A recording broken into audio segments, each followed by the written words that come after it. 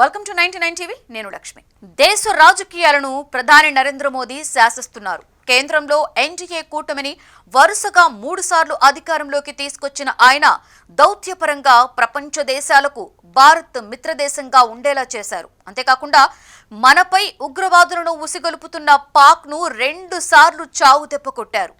గతంలో surgical strike చేసిన మోదీ సర్కార్ 2025లో ఆపరేషన్ సింధూర్ పేరుతో వైమానిక దాడులు చేసి పాక్ మన కాళ్ల బేరానికొచ్చేలా చేశారు. అంతేకాకుండా సింధు జలాలను ఆపి వారిపై అణుబాంబు లాంటి జల బాంబు వేశారు.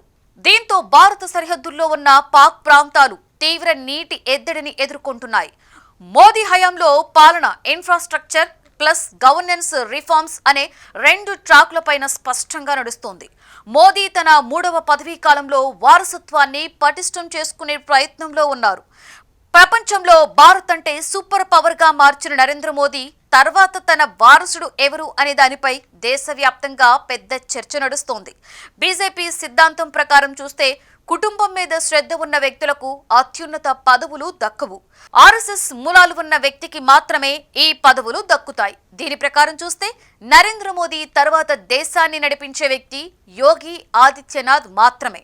యోగి ఆదిత్యనాథ్ ఆర్ఎస్ఎస్ మూలాలు ఉన్న వ్యక్తి. ఇతను 2017 మార్చి 19 నుండి ఉత్తరప్రదేశ్ ముఖ్యమంత్రిగా పనిచేస్తున్నారు. వరుసగా 2 సార్లు ముఖ్యమంత్రిగా ఎన్నికైన మొదటి వ్యక్తి ఈయనే కావడం గమనార్హం.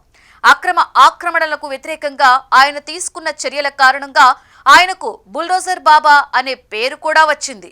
ఎన్డీఏ కూటమిలో మోదీ తర్వాత తన వారసుడిగా ఎన్నికవ్వాలి అంటే పలు కఠినమైన పరీక్షలకు సిద్ధంగా ఉండాలని రాజకీయ విశ్లేషకులు అంటున్నారు. ఆర్ఎస్ఎస్ సిద్ధాంతాలను పాటిస్తూ పాలనను ముందుకు తీసుకువెళ్లాలి.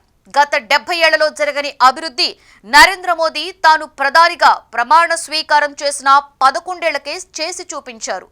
రష్యా, చైనా లాంటి దేశాలతో భారత్ పోటీ పడుతుంది. ఈ పోటీని తర్వాత వారసుడు కొనసాగించవలసి ఉంటుంది. అంతేకాకుండా గతంలో పాక్ పై సర్జికల్ స్ట్రైక్ చేసిన మోదీ పాకిస్తాన్ తిరిగి భారత్ వైపు చూడకుండా ప్రపంచ అగ్రదేశాలతో చర్చలు జరిపారు.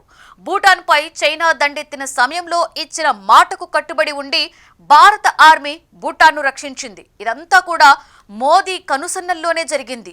కోవిడ్ సమయంలో అనేక దేశాలకు ఉచితంగా మెడిసిన్ సరఫరా చేసి గొప్ప మనసును చాటుకున్నారు. పలు స్కీమ్లు ప్రవేశపెట్టి పేదలకు అన్ని విధాలా కూడా అండగా నిలుచున్నారు. ప్రతిపక్షాలు, మిత్రపక్షాల నుండి ఒత్తిడి వస్తున్నా వాటికి తట్టుకుని మరీ దేశాన్ని ముందుకు తీసుకువెళ్తున్నారు మోదీ.